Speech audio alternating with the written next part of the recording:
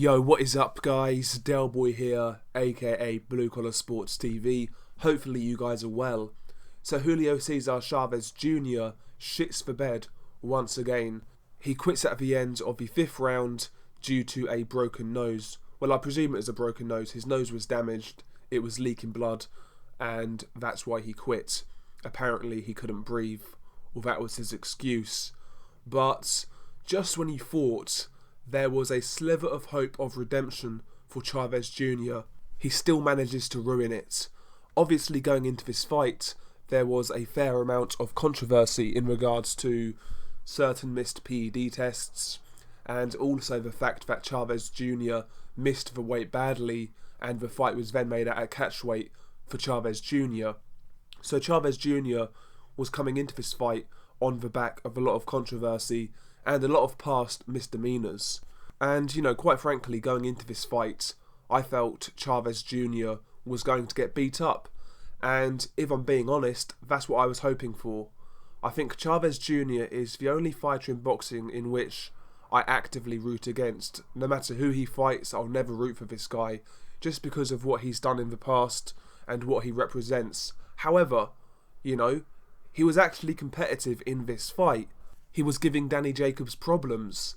He was fairly aggressive. Yes, he had a massive size advantage, but, to see Chavez Jr. apply himself in a fight is something I wasn't really expecting here, but he did. I mean, you could easily argue he won the first 2 rounds. He was applying more pressure, and although he wasn't landing a hell of a lot of the shots weren't clean, he was doing more work than Danny Jacobs. He would hit Jacobs to the body a couple of times. He caught Jacobs with a good overhand right. And in the first couple of rounds, Chavez Jr. was actually showing some ambition. And I was thinking to myself, you know what, this could be a good fight. Rounds 3 and 4, I felt Danny Jacobs started to get back into it. He started to be more active with his jab, and arguably he won those 2 rounds. However, you could still make a case for Chavez Jr. in at least one of those rounds because he was still being quite aggressive and he was still landing some good shots, especially to the body. And yeah, it was shaping up to be a really competitive fight. Round 5 was the last round in this fight, and Jacobs found his range a lot more in this round, and he caused some damage. I believe there was a cut under the eye of Chavez, or on top of the eye, and also he busted Chavez's nose. I'm not sure whether it is due to a punch or head clash. I think the nose was a punch, but I think the eye may have been a head clash or an elbow. But yeah, round 5, Jacobs really started to find his mark. He started to land some good shots, and round 5 was a clear Jacobs round. However, again, Chavez Jr. in the exchanges had some success. And at the end of round 5, Chavez Jr.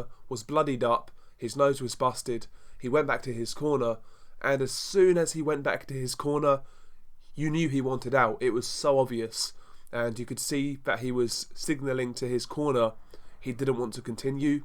Then the referee came over and he confirmed to the referee himself that he didn't want to continue. And yeah, he quit at the end of the 5th round.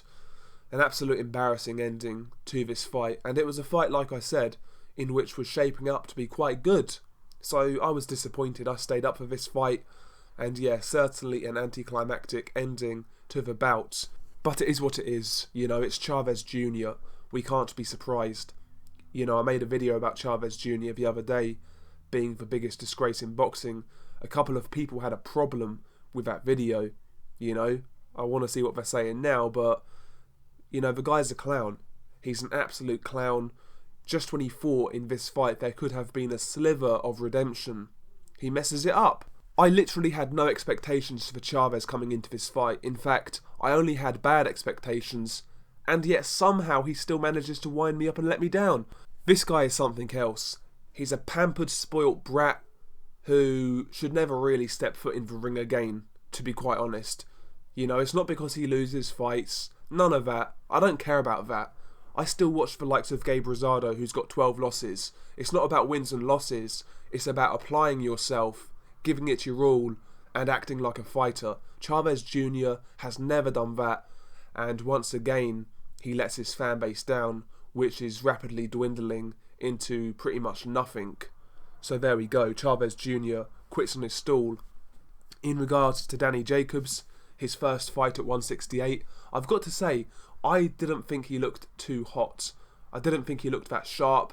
He was pushing out his punches, not much snap on his shots until round 5. Took him a long while to get going. Now granted, he had a massive guy in front of him. Chavez looked huge in that ring. He looked massive. And Jacobs isn't a small guy, but Jacobs, man, he was the much smaller guy in this fight. And yeah, he still got the job done, don't get me wrong. He got the win, which is the main thing. But I didn't think he looked that great, if I'm being honest. But regardless, he wins the fight, and it's on to the next one. What next for Danny Jacobs? I mean, I would like to see him fight either Billy Joe Saunders or Canelo. I'd love a Billy Joe Saunders fight, to be honest. I think that's a great fight. I think that's a fight that should have happened at middleweight. So why not make it at 168? I think that's a good fight for Danny Jacobs and Billy Joe Saunders. That's the fight I would like to see from Danny Jacobs. But anyway, share your thoughts below. What did you make of this fight? What did you make of Chavez Jr? Are you as disgraced as I am? And also, by the way, shout out to Julio Cesar Martinez on the undercard. I did a post-fight video for it, but once again, I've got to say, that guy is something special. So watch out for Julio Cesar Martinez, the flyweight champion, the WBC flyweight champion. That kid is something else. Certainly watch out for him. And if he wasn't on the card, I would have regretted staying up late to watch this card. But he made it worth it. His performance was excellent. I just wanted to mention him again in this video. You know, finish on a positive light instead of a negative one. But anyway, there we go. Share your thoughts below. Peace.